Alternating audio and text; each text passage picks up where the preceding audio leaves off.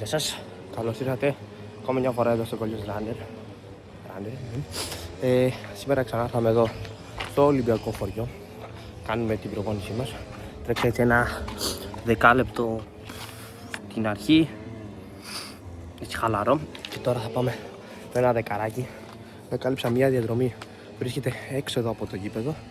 Πάω να τρέξω έτσι ένα δεκαράκι και θα επιστρέψω να σας πω πόσο πήγε και όλα τα υπόλοιπα. Πότε φεύγουμε για αυτό το δεκαράκι. Δεν θα το έχω μαζί μου το κινητό, αλλά όταν βγω θα σας δείξω λίγο, θα έρθω να σας δείξω πώς είναι η διαδρομή περίπου. Είναι έτσι λίγο χώμα, θα δείξω ένα κομμάτι εδώ έτσι λίγο, το οποίο θα το βάλω να δείτε πώς είναι. Και περιμένετε, θα σας πω, συγγνώμη να ακούτε εδώ τα τέτοιο κόκκινο, κάτι χορτάρια εδώ πέρα, κάτι τύπη. Οπότε ναι, πάμε να κάνουμε το δεκαράκι. Γεια σας, καλώς ήρθατε ξανά. Βλέπετε, σε αυτό εδώ ήρθα να σας δείξω που έκανα το συνεχόμενο τέλος πάντων. Και αυτά, έκανα σε αυτό εδώ το δρόμο προς τα κάτω. Εντάξει, είχε λίγο τα τσιμέντα για αυτά, αλλά εντάξει, εδώ βλέπετε είναι το γήπεδο. Κρύπωσα από κάτω, μιας και είμαι εδώ, το Ολυμπιακό χωριό. Σας το δείχνω τώρα γενικά, γιατί ανακάλυψα νέα πράγματα εδώ. Είναι 1400 αυτή η διαδρομή που βλέπετε, είναι πολύ καλή διαδρομή. Εντάξει, έχει λίγο τα τσιμέντα όπως είπα, αλλά για συνεχόμενο έτσι, απλά για αυτά είναι ωραία. Έτσι, γύρω από το γήπεδο, έχει από πάνω έχει ένα σημείο με δέντρα που είναι πολύ ωραία. Έτσι, αυτά εδώ τα δέντρα, φοινίκες τέτοια και ελιές κάτι προς τα πάνω. Εντάξει, ωραία είναι. Κάναμε έτσι ένα δεκαράκι εδώ πέρα, έτσι ψηλό χαλαρό εκεί στο 350 μεσόρο.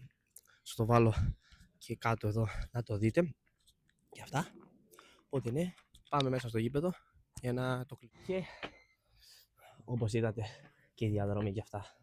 Και να σας πω τι έκανα. Τώρα μόλις ντύθηκα, γιατί παρόλο που το έχει τρομερή ζέστη, είμαστε δρομένοι.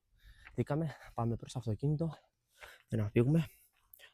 Σήμερα η προπόνηση ήταν ωραία και χαλαρή, μπορώ να πω σημαίνος, και μου άρεσε ότι ανακάλυψα κάτι νέο εδώ, οπότε για τα συνεχόμενα είναι αρκετά καλά. Για κομμάτια δεν είναι εντάξει, ούτε με καρφί ούτε με κάτι άλλο, αλλά δεν πειράζει. Ακόμα και έτσι, για τα συνεχόμενα μας κάνει. Τα κομμάτια θα τα κάνουμε μέσα στο γήπεδο που είναι ακριβώς δίπλα. Ήταν έτσι το training vlog. Όπως είπα στο προηγούμενο, θα σας δείξω πόσο πήρα, θα στο βάλω από κάτω. Οπότε αν σας άρεσε το βίντεο, να μην ξεχάσετε να κάνετε like, καμπανάκι για νέες ειδοποιήσεις, γιατί θα έρθουν άλλα training vlog αλλά και άλλα πολλά πράγματα.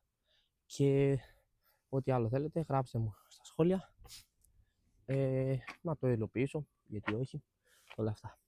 Οπότε τα λέμε στο επόμενο βίντεο.